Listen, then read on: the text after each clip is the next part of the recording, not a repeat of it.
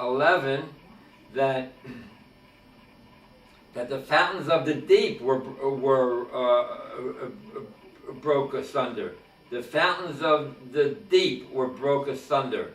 And we can see these volcanic cones which spewed ash and boulders and rocks into the surrounding atmosphere. Remember St. Helena's blocked out the sun? Well, here you have, and that was in Washington State a few years ago, and now we have all these volcanic cones that erupted under the sea and on the land, and we still have remnants of them in many areas of the world, these volcanoes. So they produce tsunamis. You know, we have evidence of a tsunami where the floodwaters are broken and through an earthquake, and they go onto the land and destroy much. And that's what happened in Noah's day. The tsunamis tore the inhabitants and the growth of palm trees and all kind of trees, and threw them all over the world. Even the animals, the prehistoric dinosaurs and all those humongous animals were found throughout the world, in Tibet and Argentina and even in Canada, because the waters just threw them around and swirled the mass of vegetation, and this is how coal was formed, the vegetation, and became organic matter when masses of it was buried with sediment, mineral sediment, and that's where we have the coal. And we have the dinosaurs frozen in death by this volcanic ash. In Mortal Kombat, they're fighting each other, and the ash buried them alive. So that's Noah, and what happened to him. We can read and we can explain and learn many things from there. But right away, Noah came out of the ark after over a year's being in the ark, and he planted a vineyard to refresh himself and to think positive and to have his mind think of good thoughts. And there was a problem with his son, but mankind was in disarray, being that there was so much death and destruction, but they continued to build, like the Yonah, the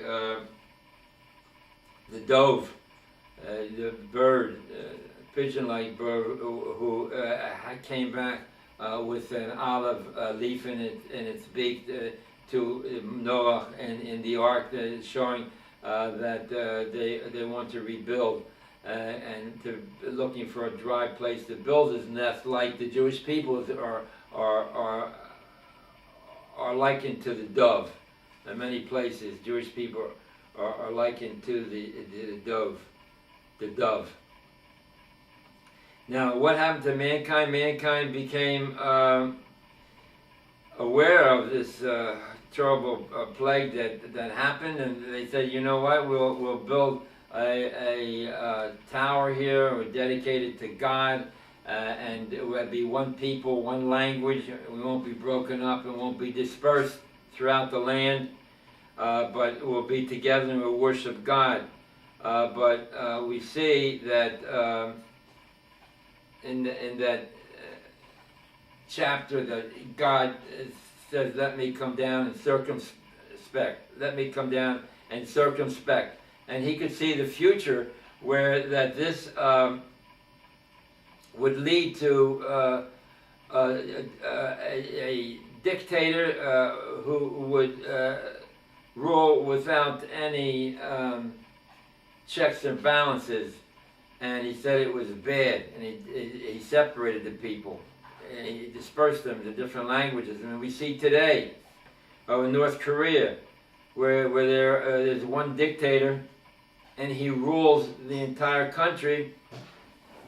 Anybody that speaks up goes into the jail, and he has a prison with over 2 million walking skeletons that are in prison in that country. And God saw that this would happen to mankind, so he broke them up. Even though there would be wars against one another, it was broken up, and there would be different nations and different languages. And the Tower of Babel, which means the gate of their god Baal, started to form already. And these lands were broken up. And these constructions that they put into place under Nimrod when he built Nineveh and the Tower of Babel, where there were zugurats that we see steeped structures, steep stone structures leading to the top, and we see them in South America where they carry on this tradition of steeped stone structures and a altar on top, in which many times there are altered human sacrifices and what have you. But God saw that the Tower of Babel would lead to no good, and he dispersed the people throughout the world. Because in such an atmosphere, in such an environment, Abraham, a person of Abraham, who was a savior to the world, would not be able to come forth. Would not be able to come forth. So we have, the Bible talks about Abraham. You know, the Bible is a schematic event, historical events, the main basic principles, like the events that take place, like a schematic drawing. Just the main points are brought down. But that's the Bible, the Jewish Bible, the main points, the events that took place. Let me interrupt again for the book that we put out, and we consider it a favor to spread the Torah, and also a book for your convenience, that you may be able to learn out many things that are brought down in the Bible, and the source material from whence these events or thoughts and practices came into usage, how they came into usage. So if you tune in, this is the name of our program, Yeshiva Classroom, but you can order Judaism Makes Sense. Judaism Makes Sense, right? Just those 3 words, because there are a lot of similar titles on Amazon. By Glick. It's in Amazon. Don't procrastinate. Write it down. We'll be able to see if there really are people out there that are happy with the work that we're trying to bring out. And we're not trying to be like NPR, National Public Radio, which has appeals throughout the year for money. But we're asking you to buy the book. You can use it because there's a lot of source. It's good for everybody. There's a lot of source material in there, and it has over 43 chapters. It's a paperback cover.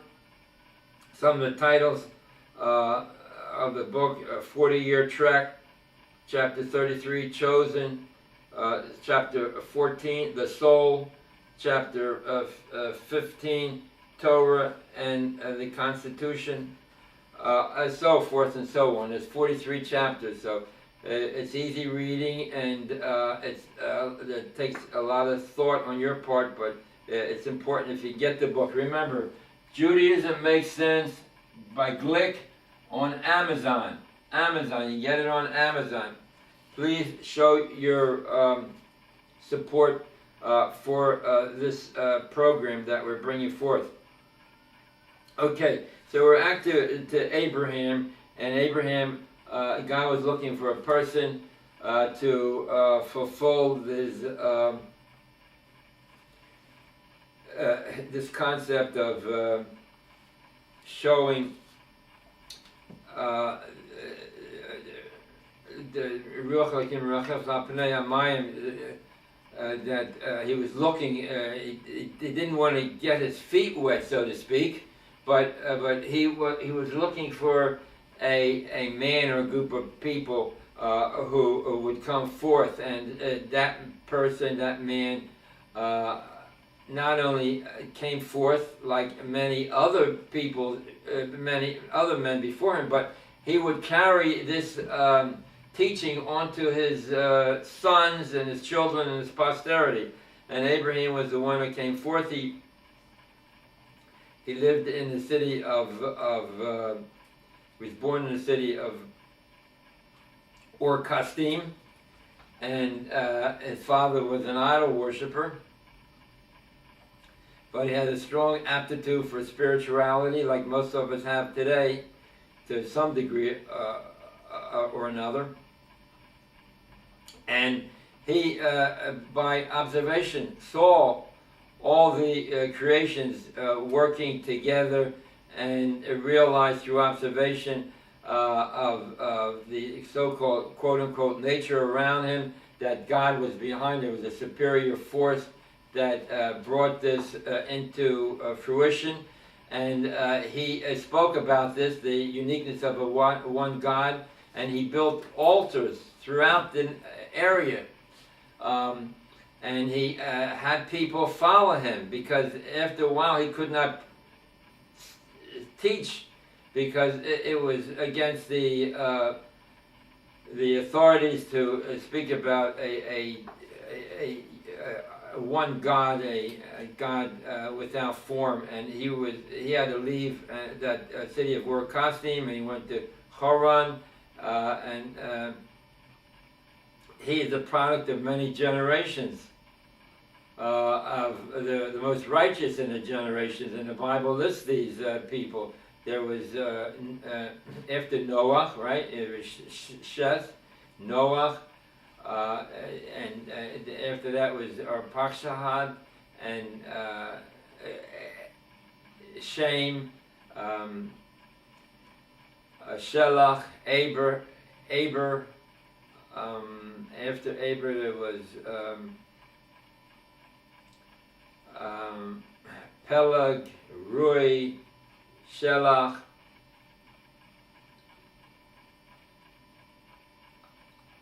Hamor, Terach, and Abraham. So these are the righteous in all these generations, and Abraham was a product. He was a very unique person in that he saw and gave over what he saw to the people. And as a matter of fact, in chapter 13, when he came to the land of Canaan, where he was told to by God, God made a epiphany, but not only epiphany, but he spoke to him. God spoke to Abraham. He was called Avram, and later he was called Avraham. Why Avram? Because he was the father of Ram. But later on, he became the father of Avraham, the father of a multitude of people. Not only the father of Raham, but a father of a multitude of peoples, and that multitude of peoples is referring to the 12 tribes of Israel. The 12 tribes of Israel became a father to all the 12 tribes. So he had 10 tests that God knew he would pass, and he showed the resolve and the belief that Abraham had in the belief in one God, and and God told Abraham to move to Canaan, and where the Canaanites live. The Canaanites are still in the land, but that land was given to Shem, one of the progenitors of the Jewish people. Canaan was a usurper. That land didn't belong to him. He had to go down further south to Africa, where he had his sons Canaan and Cush and so forth and so on. But he was a robber, in that he lived in Canaan, which was really Abraham's and his descendants' promised land, because God promised it. But before we get there, Abraham spoke in 12:8. He set up altars, right? And 13:4, he set up altars, but he didn't offer any offerings there. But he only spoke. He spoke about the oneness and uniqueness of God. And Genesis chapter 21:33, the same thing. So did all the Avos, the fathers. They spoke of Torah and of the fact that there is only one God. And Abraham was given many tests. He was told as soon as he got to Canaan, there was a famine hit him, and he was told to go to Egypt. He went to Egypt, and they recognized his beauty of him and his wife. She is called Mari Torah, beautiful to look at. Rachel was called Yefas Torah, a beautiful form. So the Egyptians saw her and brought her to Paro. Paro found out that she was really married. He sent her away. He saw all kind of good things came through them, and he left Egypt with wealth, with riches, like God promised him, like the Jews of Israel. When they left Egypt, they came out with wealth to build the Beis HaMikdash, to put up the Beis HaMikdash. So that was Abraham, and we find all the great tests that he encountered, and how he passed those tests. And God says in chapter 18, verse 19, for I know Abraham will teach his children and his household the ways of God, of charity and justice.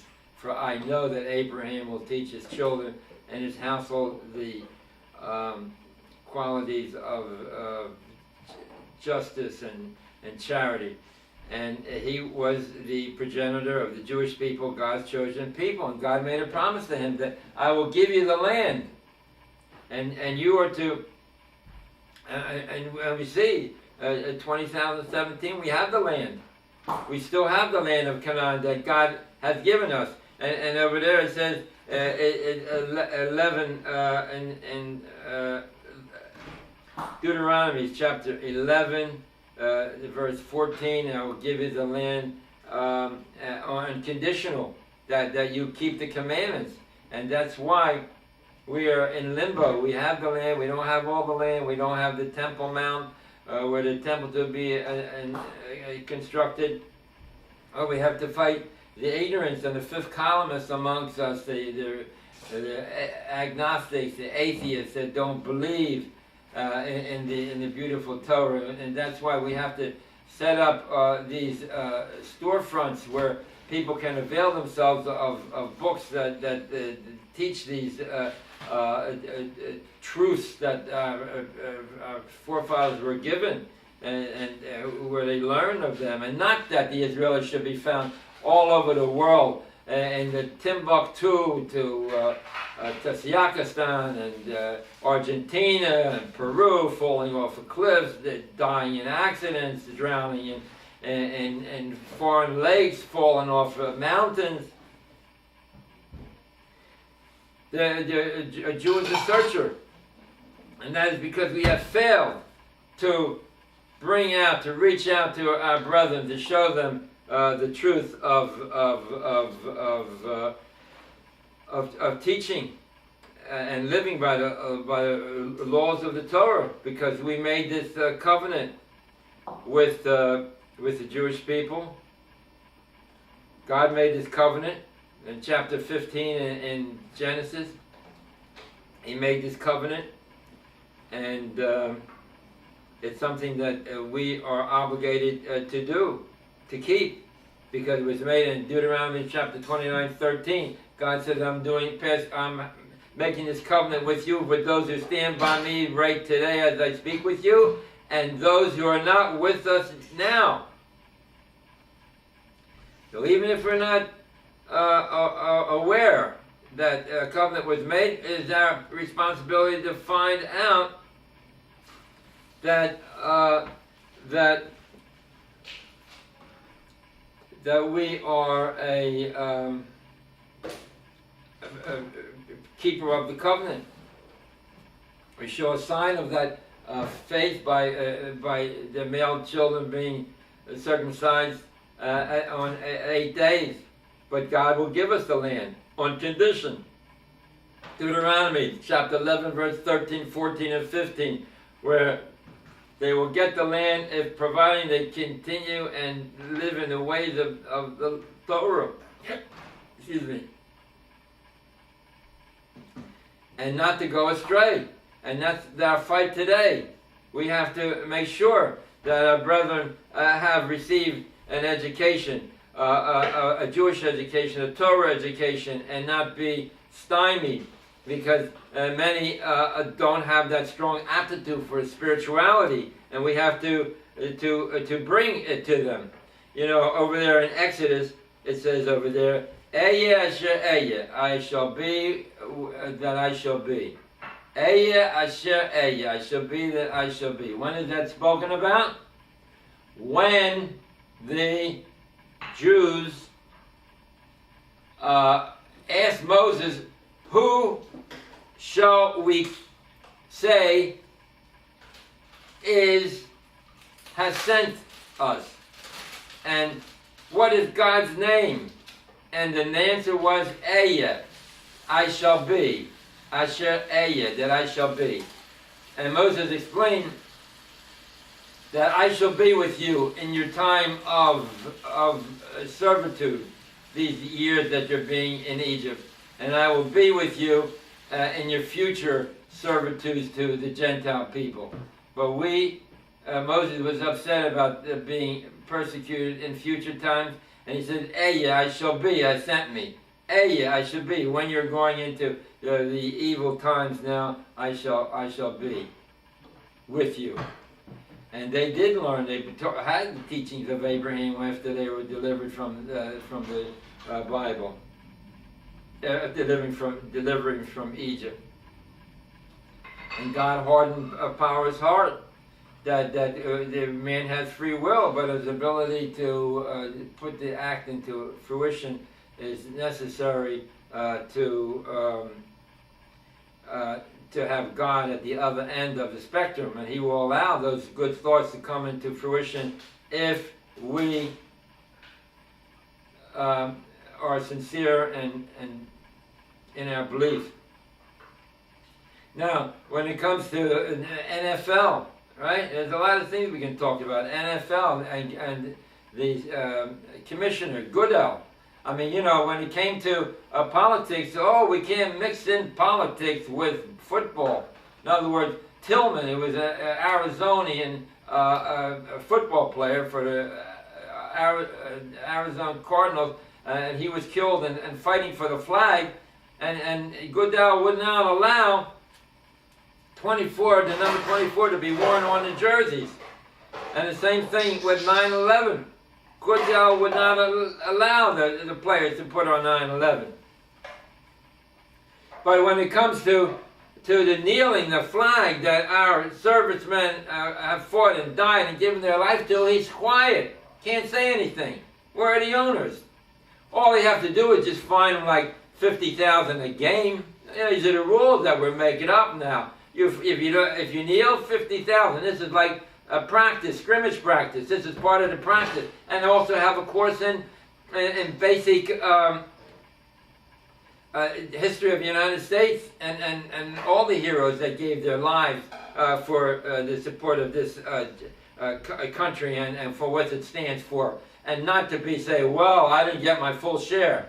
You got more than a full share when you're making such big salaries and having an easy, free life, so to speak. Okay, look, there's a lot of things we can talk about. But let me remind you all that in order to support our cause, because we're coming out with a webpage on first-hand experiences, first-hand Shabbos experiences, which is going to be very unique. We're going to call in all the experience they lived through on Shabbos and other Jewish times.